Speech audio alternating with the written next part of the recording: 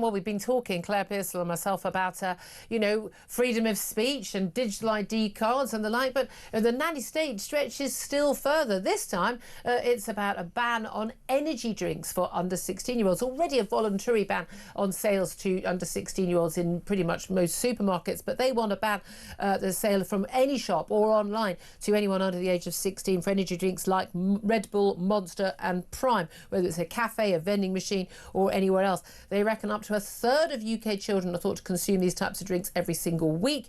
And some of these drinks contain way more caffeine than even 2 espressos.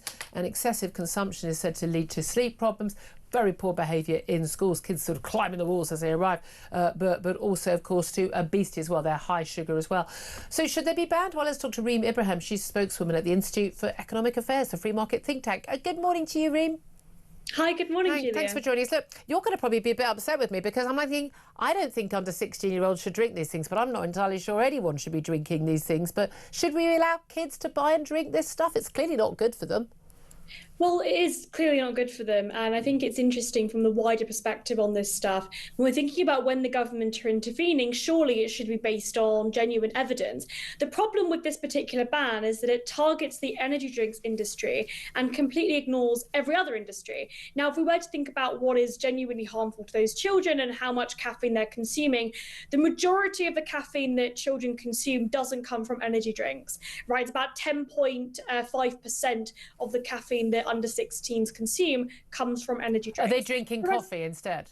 Well, the rest of it comes from sugary drinks. It comes from things like Coca-Cola and Sprite. So the question is, do we think then we're going to start banning sugary drinks for under 16s? You know, we really are. But hold on a minute. No, but a can of cola, a typical can of cola, the normal size, you've got 40 milligrams of caffeine. But a can of, say, like same size can of Prime, I'd never even heard of this stuff, 140 milligrams. So it's equivalent of like 1.5 double espressos. That's a heck of a lot of caffeine for, say, a 14-year-old to give themselves. And you often see youngsters on the way to school drinking this stuff.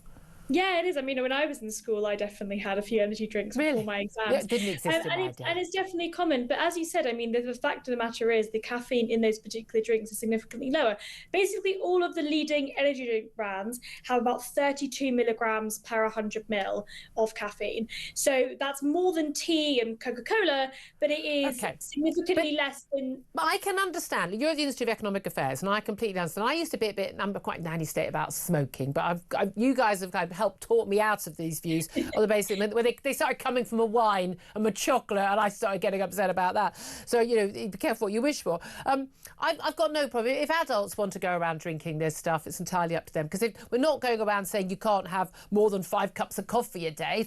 But is there an argument when you're talking about children? Although I don't know why it's 16 and not 18. They keep seeming to get very confused about when someone is an adult. So you can vote at 16 and you can have an energy drink at 16, but you can't vape or have an alcoholic drink. I mean, it's all madness. But I don't think, I mean, I wouldn't have let my kid drink this stuff.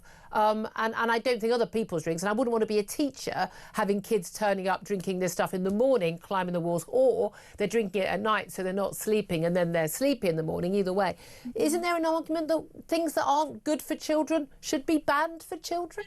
Well, I think, Julia, you hit the nail on the head there when you said that you wouldn't let your own children drink these drinks. I mean, that's really the fundamental point here. I do not think that, you know, every single nanny state issue is an issue with children. I mean, I definitely think that children should be restricted from accessing certain things. For example, I think it's right that under 18s cannot buy cigarettes. Even though they're able to access it, I do think that having a legal age limit is right when it comes to those products. But when it comes to the energy drinks industry, what they have done is the government are looking at targeting one industry when it makes absolutely no sense in terms of the actual harm that it has. I mean, children, about 10% of the caffeine that they're drinking is from energy drinks, right? What I've just said, which means that all of these other drinks is really where they're getting their caffeine from. So why is the government now targeting energy drinks? And I think this is part of the broader problem, which is the moral panic. The government are going to say people are afraid of their children looking at having those energy drinks. They're less afraid of Coca-Cola, they're less afraid of sugary drinks because it's something that they know. These new energy drinks will pop up.